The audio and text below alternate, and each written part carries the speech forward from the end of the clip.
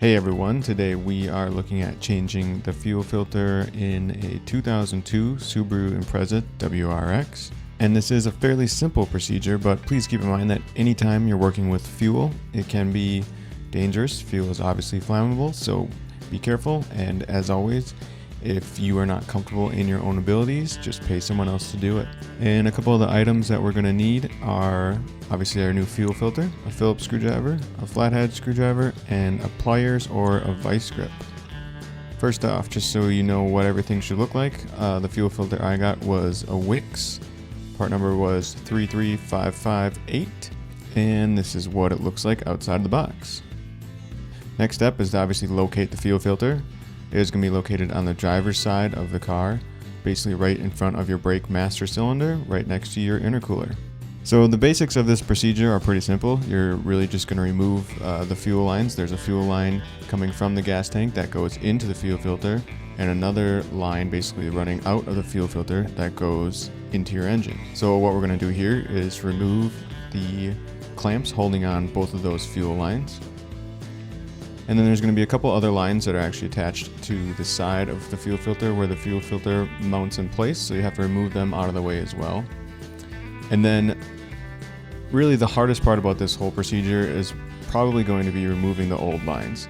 And the best way I've found to try and get the old lines off and break them loose is to use a pliers or vice grip and attach them and try to get them to spin. So basically if you can spin them around, then they're going to be easier to actually pull off or pry off, however you can get them to come off. You want to be careful though, obviously, not to damage these fuel lines. They may be old enough anyways where they should be replaced. And after you loosen the clamps and remove the hoses initially, you might want to have a paper towel or something to kind of soak up the excess fuel that's going to come about.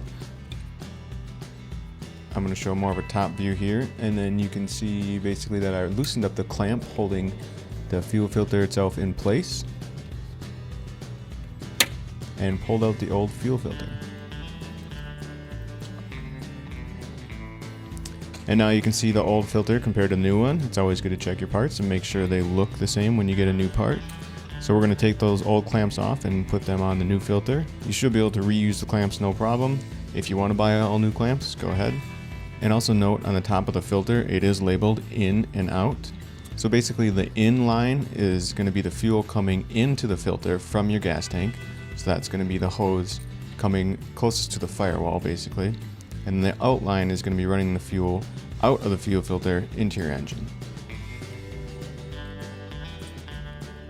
You want to put your new fuel filter in place, push it in place, bolt it down, and then basically we're just going to reattach our fuel lines.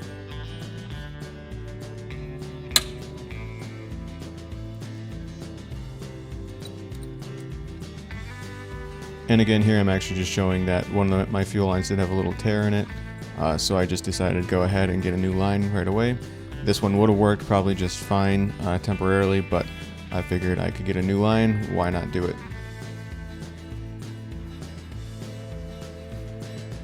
I have my new line, and I put my new fuel line in place and tighten up the clamps. And after you've tightened down the clamps on all the hoses and made sure they're secure, you can also reattach any of those other hoses that were mounted to the same bracket that holds that fuel filter in place. Double check everything, make sure everything looks right, and then you should be able to start up your car. Also note that when you go to start your car, it is going to crank longer than normal because the fuel that you basically drained out, it's going to have to fill up the filter before it gets to your engine.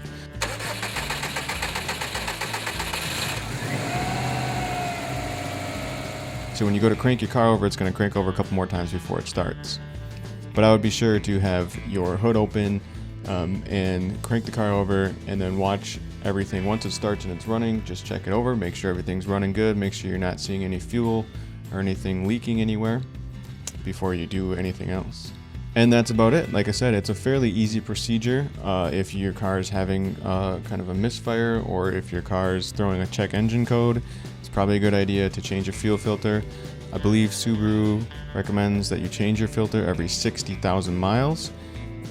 And that's it. That's how I changed the fuel filter on my 2002 Subaru WRX. I believe it should be the same for 2003. Thanks again for tuning in to another how-to video. Hopefully you find some value with these.